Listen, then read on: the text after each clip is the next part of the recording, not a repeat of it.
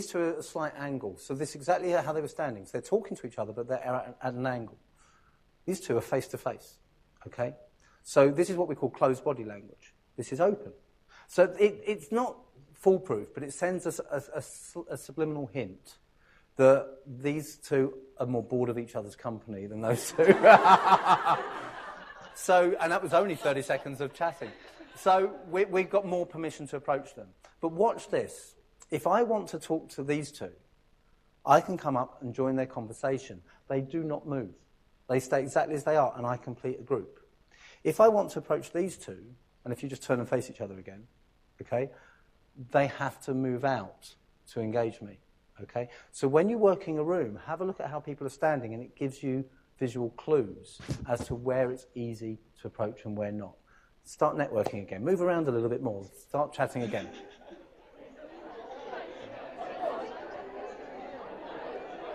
So we have 3 people here, okay?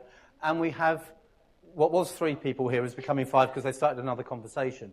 But we have 3 people here. Now, what I wanted to show you, I'm not going to ask the question again, I just want to show you, it works in 3s and 4s as well. If I come and join these 3, their body language is open enough for me to come in and join their conversation. These 3 were much closer together. They've moved, but they were much closer together, so I would have to elbow my way in a little bit. So what I showed you in pairs works just as well in 3s and 4s. You won't see more than 4 people normally together talking once the event is up and underway. Okay? So, who wants to know how to get out of a conversation? Everyone, yeah? Okay, so here's how you do it. Okay, so your name's? Nusrat. And you're? James. James, so anyway, it's been really good to chat. I just thought, have you met Nusrat? Because I see her speaking. Now, let me introduce you. So we come over. Come here. So, hey, guys, I'm sorry to interrupt you. And I would only do this if the body language was open enough. I just want to introduce James to Nusrat because, and explain why. Now, what will happen immediately, Nusrat will ignore me and the explanation and just turn to James and start a conversation. And where am I? I've got a new 3. So what will always happen is if a group gets bigger than 4, normally bigger than 3, it will split. So a 4 becomes 2 2s, a 5 becomes a 2 and a 3. But it will split in different directions. So ideally you have a reason to introduce someone into the conversation. If you don't have a reason, you say, look, I don't want to hold you up because, you want to meet other people. It's not that I'm bored by you, it's you want to meet other people. Why don't we go and join that group over there? Because when you join the group, it splits in a different direction and you get separated. What I want you to do is I want you to... So you 3 are talking. So just start chatting about whatever it may be. Just have a conversation.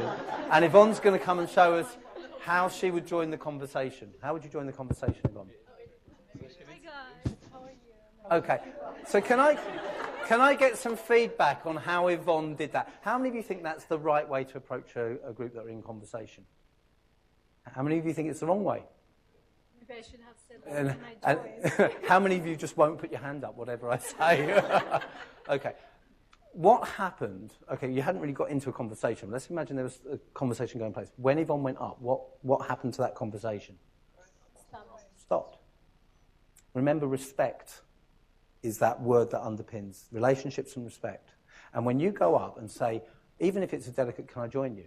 When it's mid-conversation, someone has just started talking about something that's important to them. That's gone. Of course you can join us, and you are, and we introduce ourselves, and then it becomes, and what do you do? And the conversation has shifted. So here's what you do. You guys are in conversation, okay? So I come, now this, you're going to look at this and go, no way, I'm not doing that. Trust me, it works. You're in conversation. I stand about here. I do not stand here, okay? I stand about here. I'm close enough that you guys can see that I'm interested in coming into your conversation. Hopefully you'll acknowledge me. So if you're in conversation, you don't have to stop, but acknowledge the person is there, okay? Make them feel comfortable. They carry on, and I listen. And I then have choices of what will happen. Number one, ideal world, I will pick up on what you're talking about, and I will know I've got interest in that topic, because I want to keep it on your subject. So I approached a group once, they were talking about property in South Africa.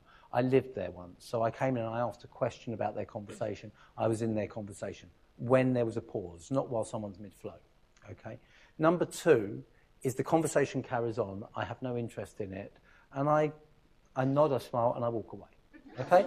And, in my head I'm going, I look really bad, but actually I'm being respectful. And it's not personal. That's not my conversation. There were 3 women talking at an event I was at. I went up to join them. I listened in. They were talking about hen parties and chocolate.